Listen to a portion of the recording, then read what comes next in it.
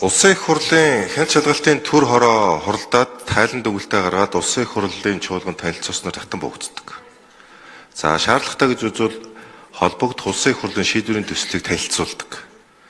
За тэгэхээр төр хороо маань ажиллаад хуралдаад тайлан гаргаад улсын их хурлын тогтоодын төсөл оруулж танилцуулж байгаа юм байна. Тэгээ энэ тогтоодын төсөл одоо лавл миний урд танилцуулагдаагүй.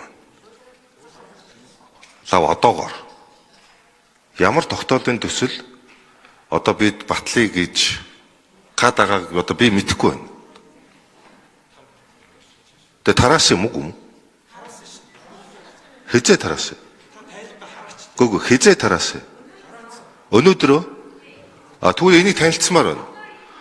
Судлах нэгдүгээрт болцсон алга маань. Хоёрдугаарт энэ улсын их хурлын дэгийн хууль, хэн шалгалтын хуулиар одоо би өмнөх парламентын үед ажиллаж байхад энэ тогтоодын төслийн эдийн засгийн байнгын ороогоор танилцуулж ирсэн байхгүй юу?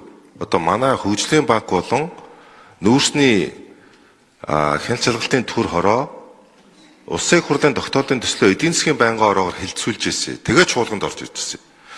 Одоо шууд тогтоодын төсөл дээр их хурл бусад төр хорооноос бусад их хурлын гишүүд тогтоодын төсөлтэй холбоотойгоор санал гаргах эрх боломжгүй болчиход байна л да. Одоо энэ заалтыг нь ингэж өөрчлөе гэдэг юм уу? Энэ заалтыг нь инги гэдэг тэр улсын их хурлын гишүүний санал гаргах эрх хязгаарлагдчихад байна. Тэгэнгүүт төр хорооноос орж ирсэн тогтоолыг эсвэл батал, эсвэл бити батал гэдэг сонголтыг шууд тулгачаад байна л да. Санал гарах би яриад санал гарах эрхийг хязгаарлалчаад байна. Төр хороо болвол тогтоолын төсөл санаачлах эрхээ эдэлчихэд байгаа юм. Их хурл танилцуулчаад шүү дээ. Тогтоолын төслөө санаачлаа төр хороогоор хэлцээд санаачилсан. Тэрэн дээр төр хорооноос бусад гишүүд нь тэр тогтоолын төсөл дээр санал гарах тэр эрх одоо хаана яаж эдлэх вэ энэ эрхээ их хурлын гишүүд, бусад их хурлын гишүүд. Тийм асуудал үүсчээд байгаа байхгүй юу? Тэгэхээр Батнарамтлаа миний өгшөө хөөе. Битээ зөрүүдлээ дээ. Би их хурлын 110 гишүүний улсын их хурлын шийдвэр дээр санал гарах үндсэн хууль заасан эрхийн тухай яриад байна. Зөв буруугийн тухай яриаггүй байна. Тэгэхээр энэ эрхийг нь хангаж яахгүй болвол одоо хэдэн уудас их хурлын шийдвэрийн төсөл байгаа юм. Тэр 100 заалттай тогтоолын төсөл дотор нэг заалтан дээр жишээлбэл нэг хууль тогтоогч саналтай байж болно шүү дээ. Бусад 99 заалтын дэмжиж болно шүү дээ. Зөвхөн тэр нэг заалтын дэмжихгүй би хасах санал гаргаж болно шүү дээ. Тэгэхээр ингээд шууд тулгаад байгаа байхгүй. Эсвэл энийг бүгдийг батал гэдэг ийм сонголт өгөөд их хурлын 110 гишүүний эрхийг хязгаарлалчаад байгаа байхгүй юу? Би энийг яриад байгаа. Энийг яаж шийдэх вэ гэдэг асуулт байна. Тийм учраас энийг тайлан бол одоо танилцсан, сонсцсон. Тэр тогтоолын төслийг одоо холбогдох байнгын ороодоор хэлцэх боломжоор олгож улсын их хурлын бусад гишүүдийг санал гаргах үндсэн хууль заасан. Тэр эрхийн эдлэх бололцоогоор олгочтой гэдэг ийм горийн саналтай. За их хурлын чуулганы хуралдааны дэгийн тухай хуулийн дээр их хурлын хэн шалгах хороо бол энэ сонсголтой холбогдуулаад ажилласан хугацааныхаа энэ 6 сар хугацааныхаа тайлан санал дүгнэлт холбогдох шийдвэрийн төслийг их хурлын чуулганы хуралдаанд танилцуулна гэдэг л эрх өгсөн. Тэгэхээр энэхүү гишүүний хэлж байгаагаар танилцуулсны дараа хэлцэх процесс бол тусдаа асуудал. Их хурлын хэн шалгах төр хороо бол тайлангаа танилцуулаад ийм шийдвэр оруулъя гэдгээ бол их хурлын чуулганы хуралдаанд танилцуулна.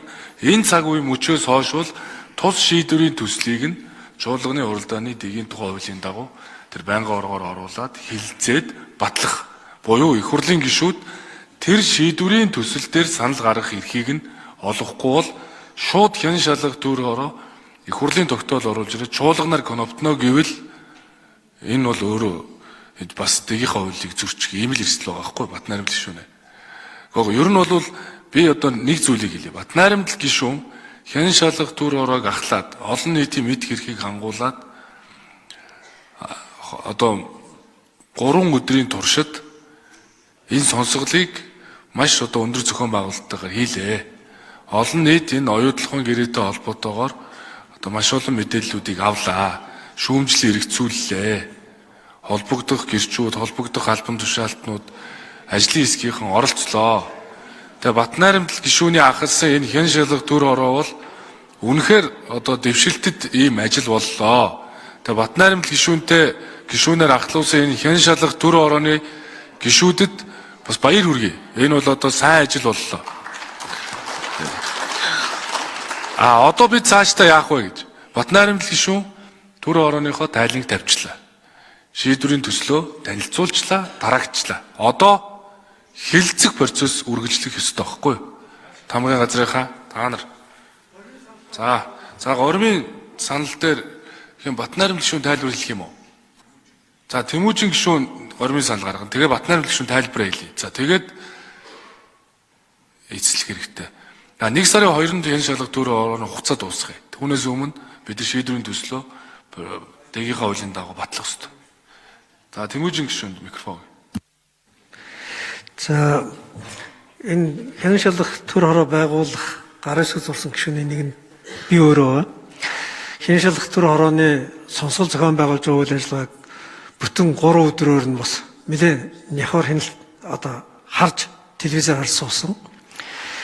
За энэ болж байгаа процесстэй холбогдуулаад үнэхээр 3 үг хэлмээр санагдаадсан. Нэгдүгээрт бид бас жоохон зоригтой алах хэрэгтэй байсан юм байна. Дэлхийн нийтээр парламент энгийн хяналтаар шалгаж чадахгүй зүйлийг шалгахын тулд мөрдөн шалгах төр ороо байгуулдаг. Бид мөрдөн шалгах гэдэг үгнээс тойрч цухтаагаад хянан шалгах гэдэг үг хэрэгэлцсэн.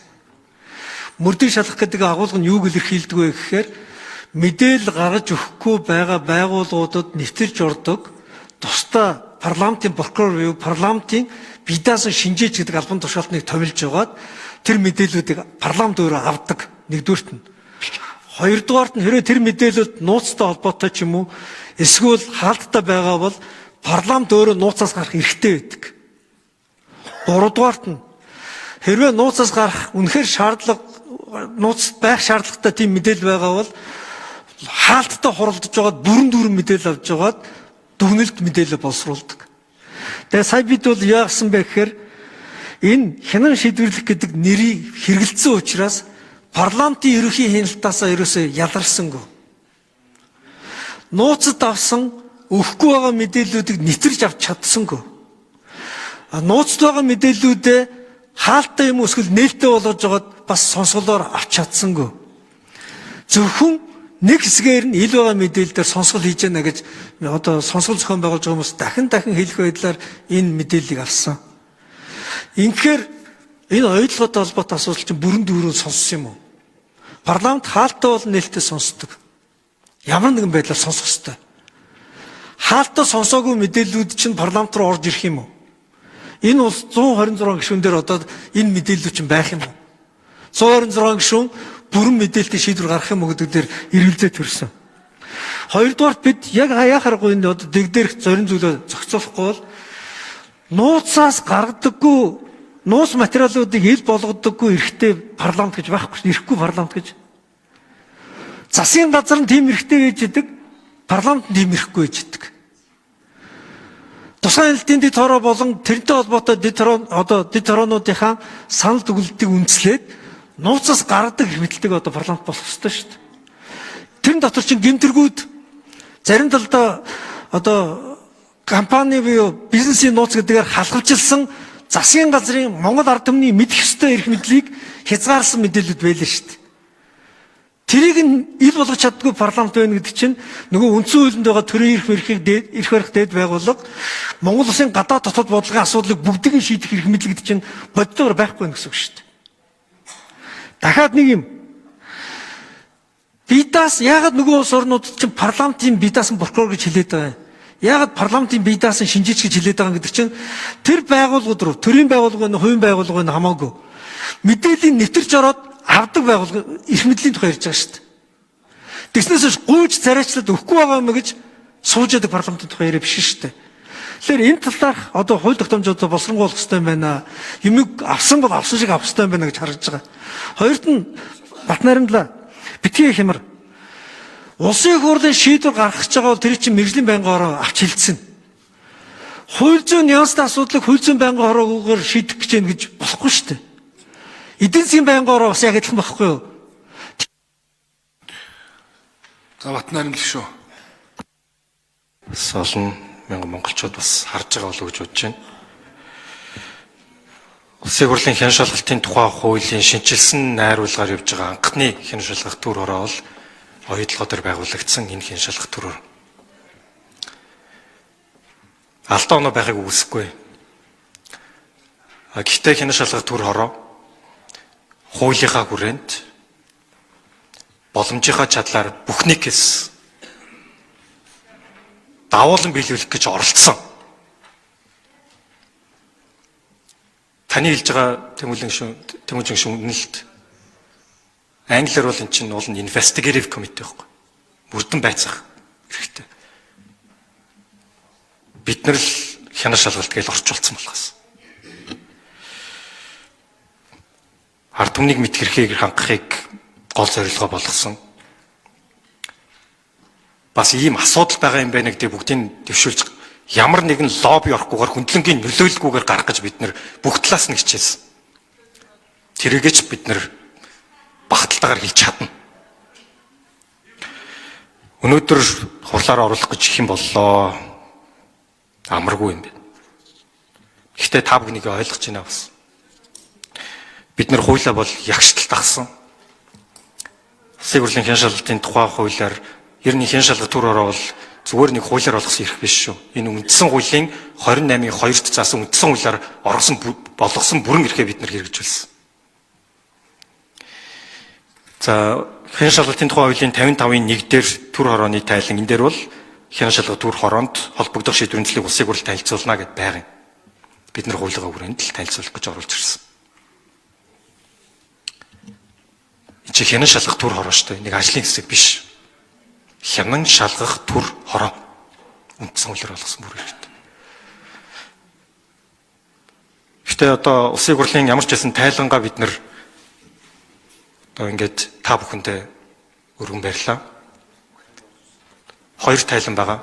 200 хуудас тайлан, 200 дахиад хуудас презентац нийтдээ 400 хуудас материалыг 94 мянган хуудас материалаас бид нар гаргаж авсан.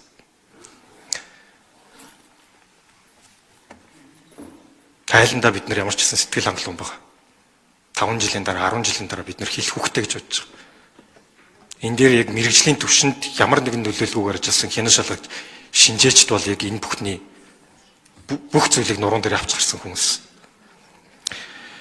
Тэгээ бүгдээрээ та бүхэн гормын саналаад гаргаад хэрвээ яваад эдийн засгийн байнгын оргоор хилцүүлээ гэж ингэж байгаа бол тэн дээр нэг татгалзаадах юм байхгүй хилцүүлээ гэж бол. Гэхдээ миний 5 сарын туршид олж харсан зүйл юу гэх юм бол маш их нөлөөлөл оруулах гэсэн оролдлогод та хүн бүгдээрээс оошлоор дүүрэн харлаа шүү дээ. Сүүлдээ би юу ч болоо явчихж байгаа юм. Гэхдээ ганцхан зүйл байгаа. Энэ дэр Монгол улсын эрх ашиг гэсэн ганцхан зүйл байгаа шүү. Энүүн дээрээ бид нэр үзэл бодол зөрсөн хамаарахгүйгээр бүгдээрээ хамтдаа нэг бат зогсоод энэ оюу толгой төсөл дээр нэг шин гэрэн гэхлүүлчихээсэй л гэж энэ хідэн залуучууд нь чин сэтгэлээсээ хүсэж байгаа маа. Тэгээ хүрээг хязгаарынхаа хүрээнд бидний танилцуулсан энэ тогтоолын төслийг агуулгыг тэр чигээр нь өөрчилчихгүйгээр дараа нь ямар ч хэрэгжих боломжгүй зүйл болгочихгүйгээр бүгдээрээ энийг нэг дараа нь 5 жилийн дараа 10 жилийн дараа бас нэг түүхэн тогтоол байсан шүү гэж хэлэхээр нэг батлаад өгөрөө гэж та бүхнээсээ Монголын нийт ард түмний өмнөөс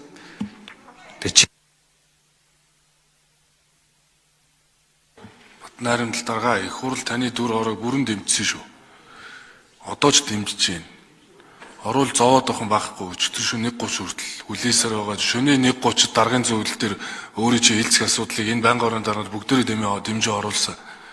Тэг ганцаараа нэг шудраг хүн бусд нь хулгайч юм шиг яриха болно шүү. Тэг одоо тэгээд нэг жоохон.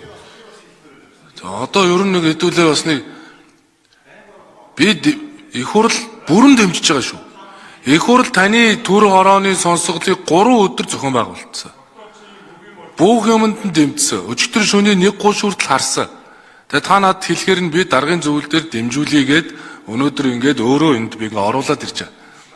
Тэгээ шийдвэрийн төслийг олон нийтэд биш нэгдсэн уралдаанд танилцуулах үүрэгтэй. Шийдвэрийн төслийг хэлэлцээд батлах талд бүх их хурлын гишүүн байгаа. Улс орныхоо эрх ашигын талд хамт байгаа. Харин тогтоолын төслөө чангаруул илүү одоо хариуцлагатай заалтууд оруул гэж энэ даваа суурин гишүүн, Тэмүүлэн гишүүн, олон гишүүд хэлсэн. Алтан уян дарга хэлсэн. Тийм юм байна. Тэрнээс биш одоо тэгээ засгийн газар одоо энэ оюутлогоо дээр хилцэр хийгээд явж байгаа. Зээлийн үг бууруулах асуудал. Ер нь бүгдээрээ л хичээж байгаа шүү. Тийм учраас Батнаримдал даргын би одоо энэ төр хороогод бүрэн дэмжиж байгаа. Тэрнээс биш зовж орууллаа энэ төргээд бас нэг тийм тэгээ одоо бол